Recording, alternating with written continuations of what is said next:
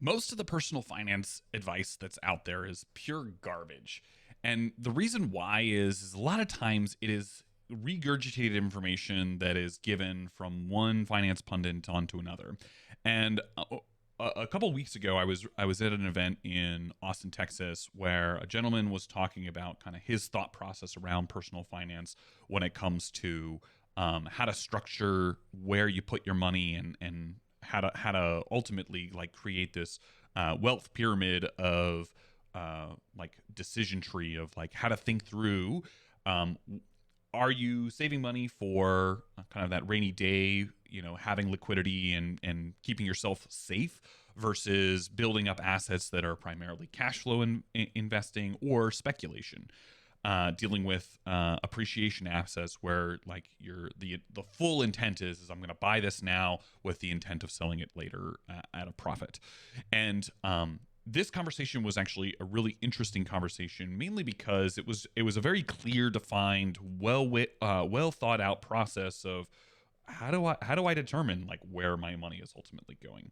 So I kind of wanted to take some time and draw this pyramid out for you and kind of explain the different elements of it, as well as give my 2 cents on how I'm using this information in order to really be strategic about how I'm taking the profits from my business and putting it out into the world, and ultimately building out my own way of wealth. So let me go ahead and switch over here. Okay, cool. So this is the wealth pyramid. So let's just draw a quick little triangle, and it's got 3 layers. Now, with personal finance, one of the thing, whether you're Dave Ramsey or Susie Orman or any other pundit out there, a lot of times the main thing that they talk about first is about building out an emergency fund. So this is essentially your liquidity. Cool. Now, liquidity in a sense is like cash on hand. Like, how quickly can I take the cash that I have readily available and put it into emergency funds, opportunities, different investments, things like that. And this is the primary base of most personal finance strategies.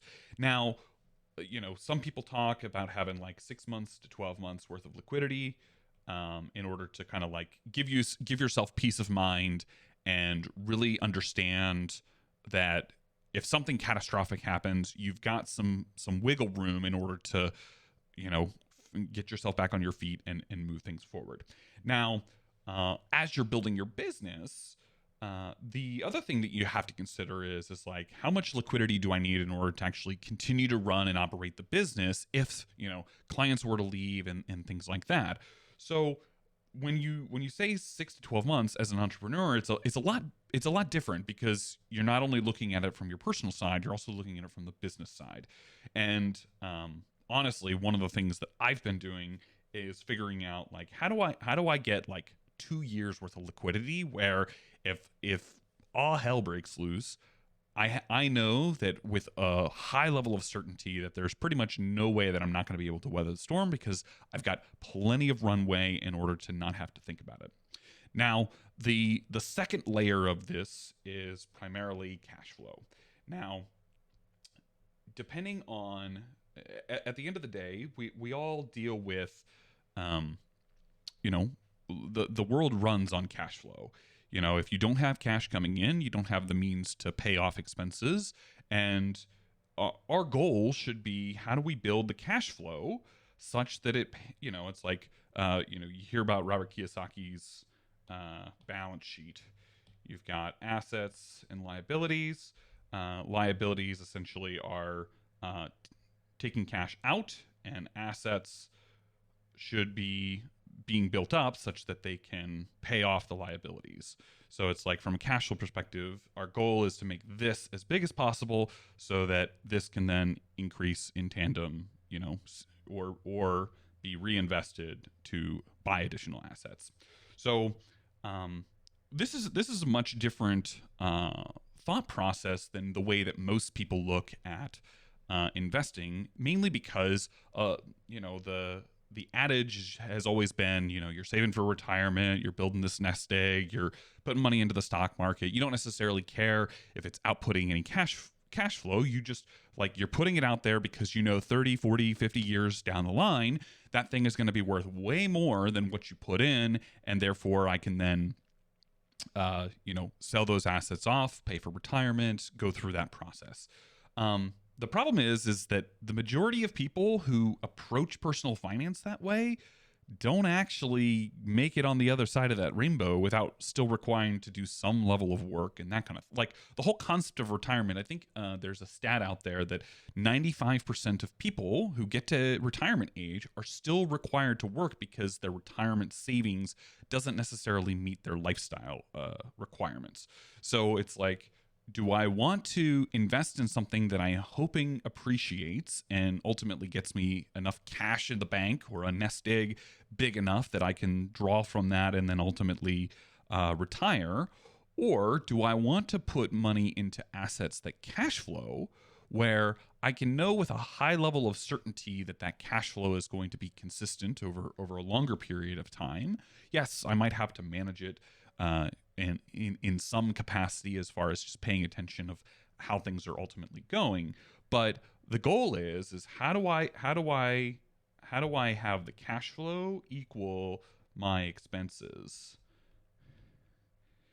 And normally the first layer of this is, how do I get this to be the personal side? And then ultimately, if I can also have the cash flow from these assets cover the business side as well, that then gives me a lot of freedom in taking any additional profits or stuff within my business and putting it into more cash flow to grow the pie. And that's the point where you hit what is typically referred to as financial freedom. So now you're probably wondering, like, okay, so what's the last leg of this, or last piece of this pyramid? And that is speculation. So as you can imagine, with the way that most people look at retirement, most people are putting the majority of their capital into more speculation than anything else. Now, as you go through and have a longer time horizon, generally speaking, speculation does, from a volatility perspective, work out. The caveat is you're at the whim of what is going on in the current market and the current climate of things. Like, even look at where we're at right now. Right now, stock market is down. At least I know the S&P 500 from the beginning of this year is already down 20-25%, somewhere in that general ballpark. And if you retired at the beginning of this year and you now have a 20 to 25% haircut on, like, where your assets are, a lot of people are putting money into passive S&P 500 indexes, and as a function of that, the drawdown, you've got both the reduction in price of those assets is now down pretty considerably, as well as at the same time you're selling on the way down to fund your retirement and that kind of thing. You're now in a tough position because you're selling at a lower valuation, and you're essentially taking more off the table because the value of the asset is continually going down. So you're in a tight spot. Whereas had you focused in cash flow and really focused in on, how do I have these assets produce cash such that it can pay for the lifestyle, it's a much different conversation. So the way that I'm kind of thinking through this is, right now, I've got probably 10 to 15% of my portfolio in what I would consider speculation type activities. Basically, the majority of my profits are going into liquid type assets, where it's basically like either pure cash in a savings account, bank account, that kind of thing, or it is cash that is going into what is commonly referred to as like an infinite banking policy, where I have some level of liquidity as far as guaranteed returns. That basically it's essentially like a supercharged banking or a bank account, where rather than getting 0.1% on my money, I'm getting 4 to 5% on my money. So the majority of my cash first goes there.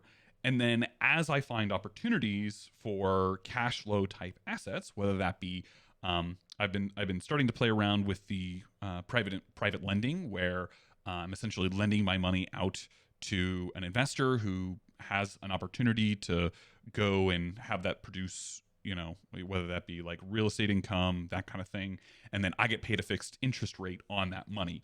So a lot of the deals that I'm participating in is usually around anywhere from 10 to 12%, and then basically I lend out my money. I get a monthly cash flow, and then once the deal finishes, and the money would then get returned to me, and then I would have to go find another deal for it. So the majority of the opportunities that I'm looking at right now, given the current state of the stock market, is how do I get that money to work and produce cash flow for me, as opposed to putting it into something that's a little bit more speculative, where I don't necessarily know if the asset price is going to go up or down today or tomorrow, just as a function of kind of where things are at. So that is kind of the strategy and kind of what was talked about in this presentation. And I really think that having some type of framework, some type of way to think through where you're putting your money and how you're getting that money to go to work for you is going to be very valuable to ultimately getting you where you want to be in life. Most people, if you look at kind of the standard approach to life, a lot of people will go find a job. They'll try to, move around maybe over the next 30, 40 years of their career. And hopefully they've accumulated enough cash in order to retire with a, reasonable drawdown and that kind of thing. But I think by putting your personal finances into this type of language and this type of system, where you're looking at everything from how do I get it to produce for me, rather than just hope that the value of the thing goes from X to Y.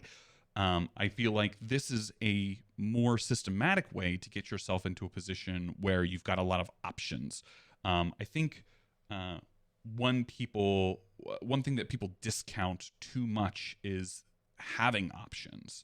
When you have investments such that the cash flow is equal to your personal and business expenses, you now have a lot of freedom where you can take the profits that you're generating in your business if you're an entrepreneur, and you can start to expand, like, what is my value, what is the mission that I'm trying to accomplish, and I can put more fuel on the fire, as opposed to having to worry about taking that cash to fund lifestyle and things like that. So I hope this framework was helpful to you in kind of giving you some ideas on how to think through your own personal finances. In this video right here, I actually talked about how I kind of structure where my money flows from my business. So if you want to click on this video right here, I'll basically walk you through how I think about where my money goes, and then also we'll talk a little bit about the structure of whether or not you should have just a single member LLC or an S corporation for your company in order to kind of minimize the tax side of things. So click on this video right here, and I will see you over there.